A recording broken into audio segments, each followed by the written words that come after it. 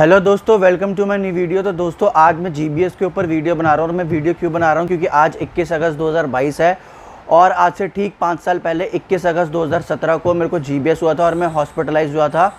तो इसलिए आज मेरे को पूरे 5 साल कंप्लीट हो गए। तो मैंने सोचा कि जितने भी जीबीएस के पेशेंट्स की क्वेरीज मेरे पास आती हैं उनके लिए क्यों ना मैं अपने 5 साल का जो एक्सपीरियंस है वो आपसे शेयर करूँ।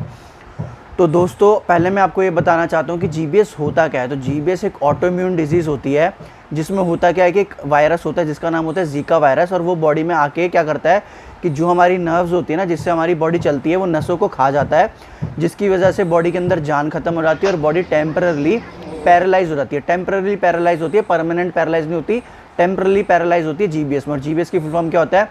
गुलियन बरे सिंड्रोम। तो ये मेरे को हुआ कैसे? तो जीबीएस होने के कई सारे कारण हैं। जैसे कई लोगों को क्या कहते हैं, सर्जरी के बाद जीबीएस हो जाता है या हुआ है, या फिर कई लोगों को आपने नोटिस किया होगा कि कई सारे लोगों को जो अभी कोरोना की वैक्सीन लगी थी उसके बाद हो गया। कई लोगों को अनकुक्ड चिकन, जो बाहर से हम चिकन खाते हैं और वो पूरा कुक्ड नहीं होता, उसकी वजह से भी क्या कहते हैं जीबीएस हो जाता है। तो मेरे केस में जो मुझे ऐसा लगता है कि मेरे को जो कि जीबीएस जिस वजह से हुआ था वो था अनकुक्ड चिकन खाने की वजह से। उसकी वजह से क्या होता है, फूड पॉइजनिंग हो गई थी मेरे को। फूड पॉइजनिंग की वजह से क्या हुआ कि बॉडी के अंदर जीका वायरस आ गया। जीका वायरस आने की वजह से सारी नसें खत्म हो जाती है और बॉडी पैरालाइज हो जाती है। और अगर वो जीका वायरस रेस्पिरेटरी मसल्स तक पहुंच जाए, जहाँ से आप सांस लेते हो, अगर वो मसल्स तक पहुंच जाए तो वो रेस्पिरेटरी मसल्स को भी खा जाता है और वीक कर देता है, जिसकी वजह से क्या होता है कि वेंटिलेटर की जीबीएस पेशेंट को ज़रूरत पड़ती है। तो मेरे साथ भी ऐसे हुआ था। जब मैं 5 साल पहले 21 अगस्त को डायग्नोज हुआ तो उन्होंने मेरे सारे टेस्ट किए और उन्होंने मेरे फैमिली मेम्बर्स को ये बोला कि इनको वेंटिलेटर लगाने की ज़रूरत पड़ेगी।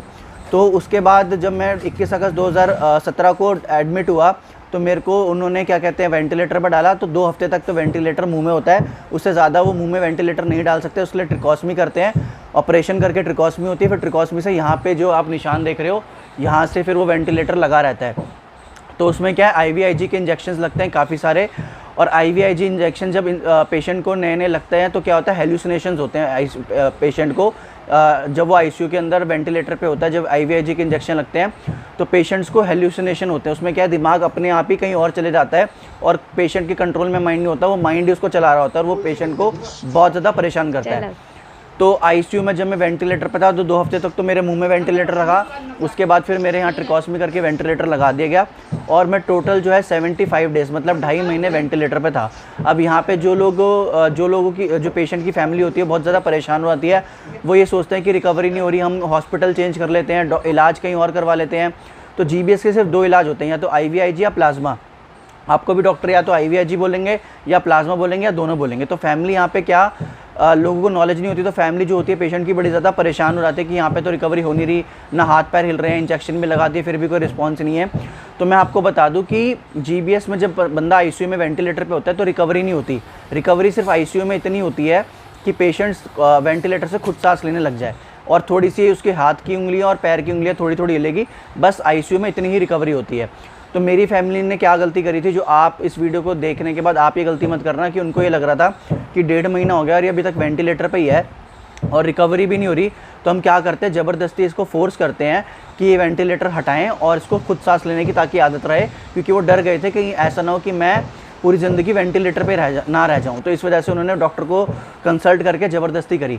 तो उस टाइम पे क्या गलती करी हुई कि मेरी जो रेस्पिरेटरी मसल्स थी वो वीक थी, अभी भी मैं खुद से सांस नहीं ले सकता था इवन आफ्टर 1.5 मंथ्स।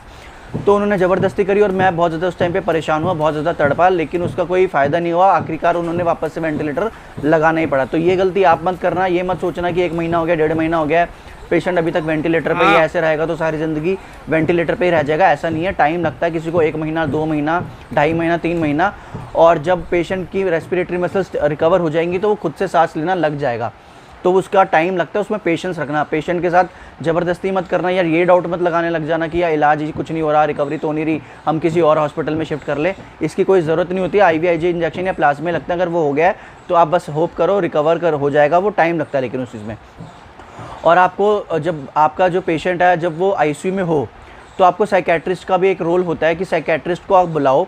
साइकेट्रिस्ट क्या है, एंटी डिप्रेसेंट जो है वो पेशेंट को प्रिस्क्राइब करेगा, जिसकी वजह से क्या होगा कि पेशेंट सारे टाइम लेटा हुआ है आईसीयू में, तो सारे टाइम लेटे लेटे क्या है वो परेशान हो जाएगा, डिप्रेशन में आ जाएगा। एंटी डिप्रेसेंट से क्या है कि उसका माइंड जो है स्टेबल कंडीशन में रहेगा, वरना पेशेंट जो जीबीएस का होता है वो लेटे लेटे आईसीयू में इतना परेशान, इतना डिप्रेशन में होता है कि वो उल्टी सीधी हरकतें करने लग जाता है, क्योंकि उसका माइंड एकदम आउट ऑफ कंट्रोल हो जाता है। तो वहाँ पे एक साइकेट्रिस्ट को बुलाएं ताकि वो एंटी डिप्रेसेंस प्रिस्क्राइब करें, ताकि पेशेंट का जो माइंड है वो रिलैक्स रहे। तो मैं 21 अगस्त को एडमिट हुआ था और मैं 20 नवंबर को डिस्चार्ज होकर अपने घर पे आया था। तो मतलब पूरे 90 डेज़ मुझे लगे थे। 90 डेज़ बाद मैं घर पे आया।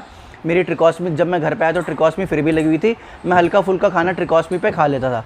एक बार क्या हुआ, जो आपको भी ध्यान रखना है कि ट्रिकोस्मी मैंने कुछ बर्गर वगैरह खा लिया, जिसकी वजह से वो बर्गर मेरी ट्रिकोस्मी में अट गया और मेरे को सांस नहीं आ रही। तो घर वालों को लगा कि शायद फिर से इसको हॉस्पिटल लेके जाना पड़ेगा और फिर से कहीं वेंटिलेटर की ज़रूरत ना पड़ जाए। तो उस टाइम पे आपके साथ भी सिचुएशन हो सकती है, इसलिए मैं आपको वीडियो में बता रहा हूँ कि उस टाइम पे फिर क्या है, मेरे को वॉमिटिंग कराई गई। वॉमिटिंग कराने के बाद जो बर्गर अटका हुआ था ट्रिकोस्मी वो निकल गया एंड नॉर्मल में वापस से हो गया। तो कोई हैवी चीज़ ट्रिकोस्मी जब आपकी लगी हो, जब आप घर पे आओ, तो कुछ हैवी चीज़ पेशेंट को ना ही दो तो ज़्यादा बेटर रहेगा।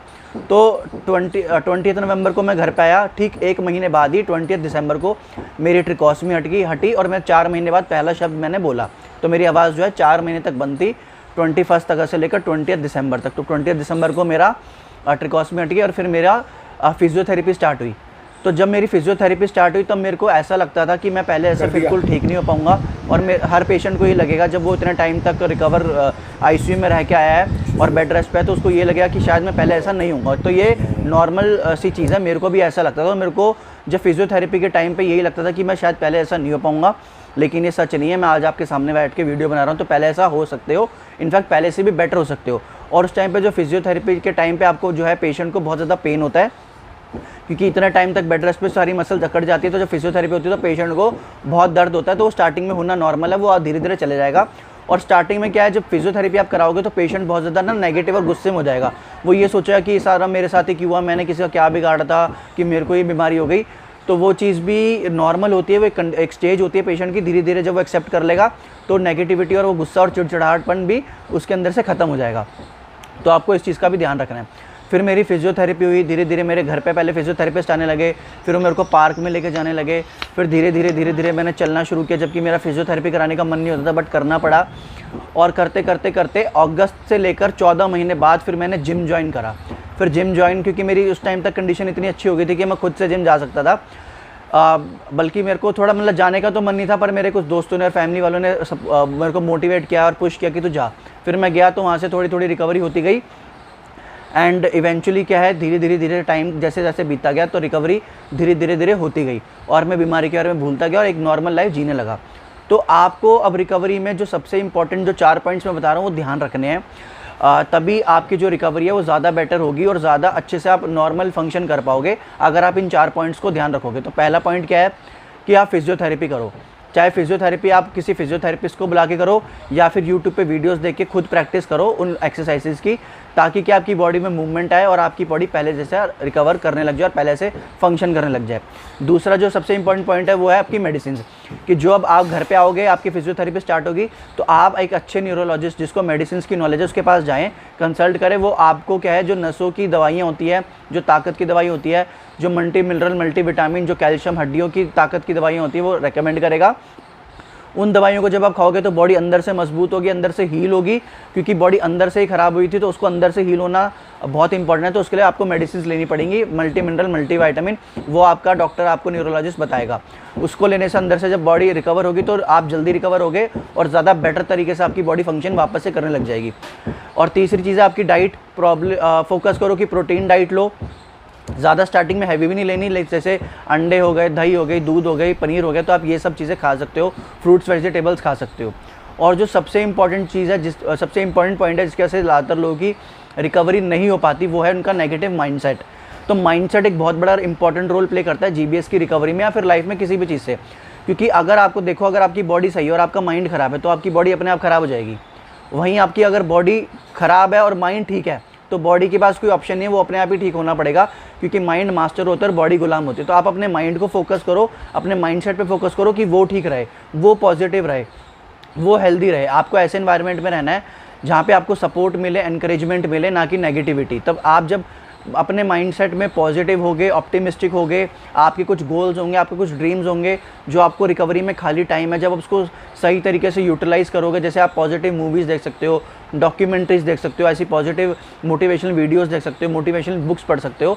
तो जब आप ऐसी मोटिवेशनल सारी चीज़ें पॉजिटिव करोगे ना, तो आपकी रिकवरी ज़्यादा अच्छे से और ज़्यादा जल्दी होगी। और आपको पेशेंस तो रखना ही पड़ेगा कि टाइम लगेगा, बस आप फिजियोथेरेपी करते रहो, दवाई लेते रहो, डाइट लो और अपने माइंडसेट को पॉजिटिव बनाते रहो, अपने माइंडसेट पे फोकस करो, क्योंकि यही टाइम है जब आपके पास फ्री टाइम है। इस टाइम पे आप पे फोकस टाइम है, तो आप फोकस कर सकते हो अपने माइंडसेट को पॉजिटिव और हेल्दी बनाने के लिए।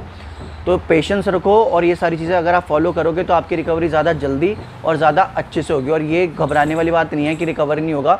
अगर मैं एक GBS पेशेंट हूँ और मैं रिकवर हो सकता हूँ, तो आप लोग भी हो सकते हो। तो आशा करता हूँ आज की वीडियो आपको पसंद आई हो। आपका जो भी कमेंट और ओपिनियन है वो नीचे ज़रूर कमेंट में मेंशन करें। एंड आशा करता हूँ आज की वीडियो आपको पसंद आई हो। Thank you so much for your time. Bye bye.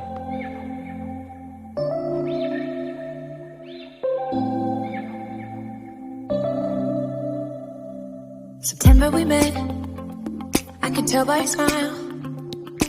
You hadn't been with a good girl like me in a while. Yeah, you were impressed, couldn't leave me alone. Text me every time that you pick up the phone.